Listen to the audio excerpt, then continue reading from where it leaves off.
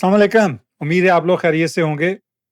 पिछले चंद महीनों से एआई की ट्रेनिंग के दौरान बहुत सारे स्टूडेंट्स मुझे रीच आउट कर रहे थे कि हम कंफ्यूज्ड हैं, या हम डिप्रेस हैं, या ये कि हमसे जो ट्रेनिंग की जो कॉन्सेप्ट हैं वो समझ नहीं आ रहे, हम फोकस नहीं कर पा रहे, या जो चीज़ें हम करना चाह रहे हैं, हमारी जो क्रिएटिविटी है वो काम नहीं कर रही।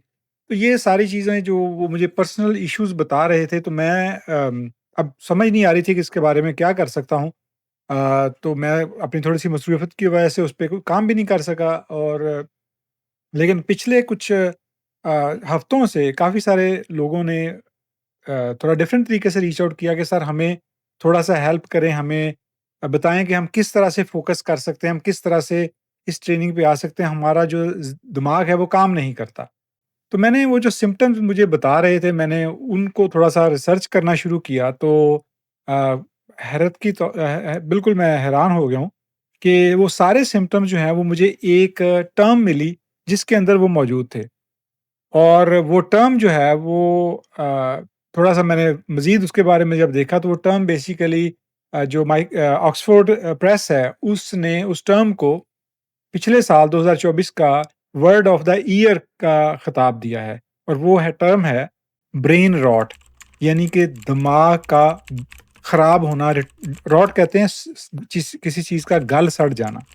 और जब मैंने उसके सिम्पटम पढ़ना शुरू किए और उसकी रीज़न्स पढ़ना शुरू की, तो मैं परेशान हो गया, और मैंने सोचा कि इन लोगों को ज़रूर हेल्प करना चाहिए, क्योंकि इनको भी नहीं पता कि इनके साथ हो क्या रहा है। और अगर आप लोग भी ब्रेन रॉट को थोड़ा-सा सर्च करें, गूगल पे सर्च करें, तो आपको अंदाज़ा हो जाएगा कि इसके साथ किस किस्म की दिमागी अमराज़ जो हैं वो अटैच्ड हैं।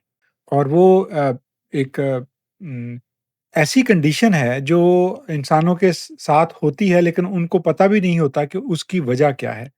और मैं थोड़ा-सा इसके बारे में आज बताता हूँ कि ब्रेन रॉट जो है, first of all excessive online entertainment जो है, उसको जब आप यूज़ करते हैं, और उसकी वजह से जो आपकी कॉग्निटिव, आपकी इमोशनल जज़्बाती, और आपकी जो बिहेवियरल, जो आपका जो बिहेवियर होता है इर्द-गिर्द के लोगों के साथ, उसके ऊपर जो असरात आते हैं, उसको बेसिकली एक ओवरऑल जो उसका टर्म का नाम दिया गया, ये ब्रेन रॉट हो गया है। अगर आप ब्रेन रॉट के बारे में थोड़ी-सी रिसर्च करें, तो आपको मिलती-जुलती डेफिनिशंस मिलेगी और मिलते-जुलते सिम्पटम मिलेंगे। मिसाल के तौर पे एक जगह पे है कि perceived state of mental and intellectual deterioration, यानी कि एक दिमागी हालत जिसमें आपका ज़हन और आपकी जो ज़हानत है, इंटेलेक्ट है, उसकी डिटेरियोरेशन, यानी उसमें बगाड़ आ जाता है। और किस वजह से आता है? Over usage of screen time and online platforms.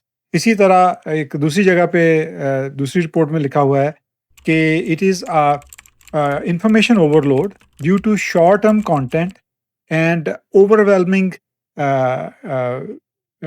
Material.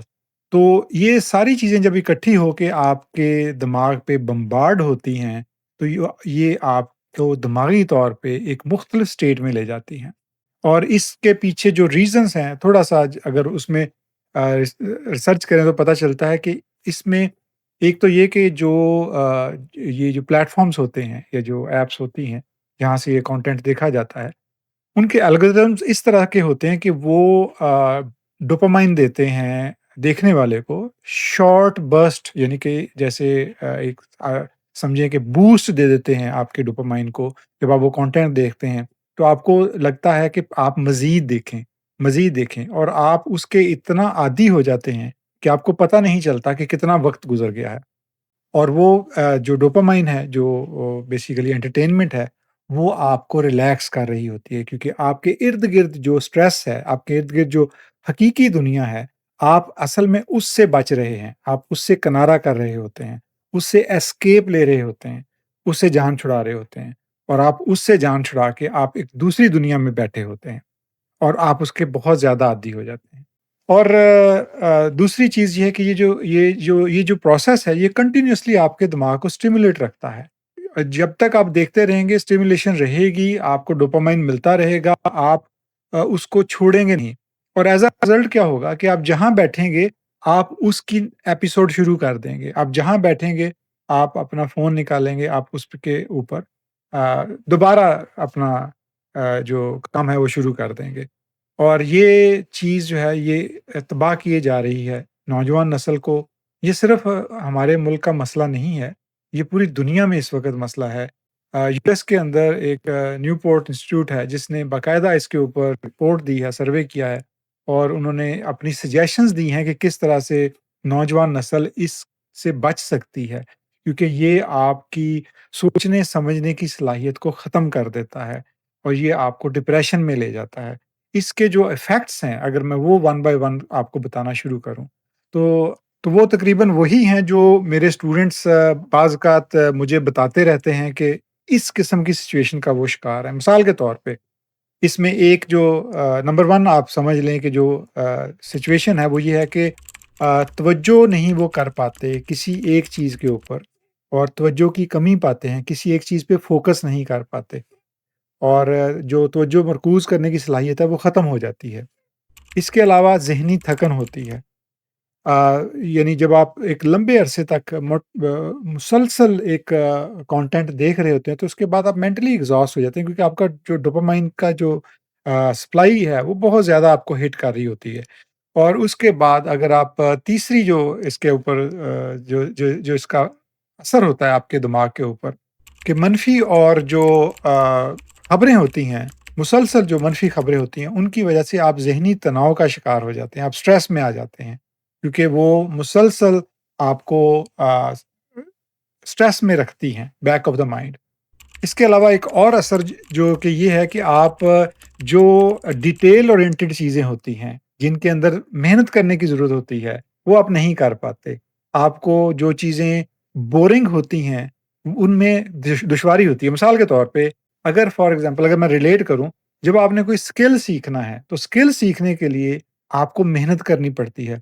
आपको बोरिंग कंटेंट देखना पड़ता है और लंबा कंटेंट देखना पड़ता है और वो आपका दिल देखने को दिल नहीं करता। आप सिर्फ टाइम देखते हैं कि इस पे कितना टाइम लगेगा, तो आप वहीं पे उससे किनारा कर लेते हैं। चाहे उससे आपकी ज़िंदगी बदल सकती हो, लेकिन आप वो नहीं करते और उसका असर ये होता है कि आहिस्ता-आहिस्ता आप अ, उन तमाम सलाहियतों से महरूम होते जाते हैं, जिन सलाहियतों से आपका मुस्तकबिल बेहतर बनने के चांसेस होते हैं। क्योंकि आपके अंदर वो पेशेंस नहीं रहता, जो अ, बैठने के लिए दरकार होता है, जो मेहनत के लिए दरकार होता है। क्योंकि आपको एंटरटेनमेंट की आदत पड़ जाती है। इसी तरह जो एक और है वो भी तकरीबन पहली से रिलेटेड है कि आप तवज्जो नहीं दे पाते चीज़ों को, डिटेल में चीज़ें नहीं कर पाते। और ये सारी चीज़ें जो हैं अगर आप देखें तो ये वो चीज़ें हैं जो आपको हमेशा एक खुशी के मोड में रखती हैं कि आप कहीं भी आप स्ट्रेस या मेहनत या जहाँ कहीं भी बोरियत का थोड़ा-सा भी अंसर हो, आप उससे दूर भागते हैं। हत्ता कि आपके इर्द-गिर्द जो आपके अपने होते हैं, आप उनके साथ भी अगर बैठे हों, तो आप उनके साथ नहीं होते। आप ज़हनी तौर पे कहीं और होते हैं। आप जो प्रेज़ेंट होता है, जो वक़्त गुज़र रहा होता है, आप उसको एन्जॉय नहीं करते। आप किसी और जगह पे होते हैं। आप जो ऑनलाइन कंटेंट देखते हैं, जो आप फैंसी देखते हैं, जो आप एक्स्ट्रा लाइट के साथ जो आप चेहरे देखते हैं, जो आप फ़िल्टर शुदा तस्वीरें देखते हैं, वो आपको इतना फ़ैसिनेट करती हैं कि आपको जो हकीकत है, वो फिर अच्छी नहीं लगती। आपको इर्द-गिर्द की ज़िंदगी बोरिंग लगती है। और ये वो चीज़ें हैं जो बेसिकली ये सारी ब्रेन रॉट वाले जो हैं वो उस रिपोर्ट में ये सारी चीज़ें डिफ़ाइन की हुई हैं। अगर ये सारी सिचुएशन आपको लगे कि इसमें से आपके भी कुछ सिम्पटम हैं, तो इलाज आपके पास ही है। और मैं एक दफ़ा पहले भी कह चुका हूँ कि आपके इर्द-गिर्द जो लोग हैं, आप उनकी तरफ देखें कि वो जो आप पे डिपेंडेंट हैं, चाहे वो आपके माँ-बाप हैं, चाहे वो आपके बीवी-बच्चे हैं, वो आपके ऊपर डिपेंडेंट हैं, वो आपकी तरफ देख रहे हैं। आपकी ज़िंदगी बहुत कीमती है, आपके ऊपर बड़ी मेहनत हुई है, वो मेहनत आपने भी की है, वो आपके माँ-बाप ने भी की है और आपने बहुत अरसा तक बहुत कुछ सीखा है, बहुत कुछ सीखने की कोशिश कर रहे हैं। लेकिन अगर आप इन चीज़ों से जान नहीं छुड़ाएँगे, अगर आप अपने आप को बचा नहीं पाएँगे इस मेंटल सिचुएशन से, तो हो सकता है कि आप आगे कुछ ना सीख सकें। हो सकता है कि आप इस तरह की एंग्ज़ायटी या डिप्रेशन में चले जाएँ कि आप शायद ये समझें कि मैं कुछ कर ही नहीं सकता और ये मेंटल सिचुएशन जो है ये आपको बंद गली की तरफ लेके जा सकती है। कोशिश करें कि जो लोग आपकी तरफ देख रहे हैं, आप उनके लिए कुछ करें।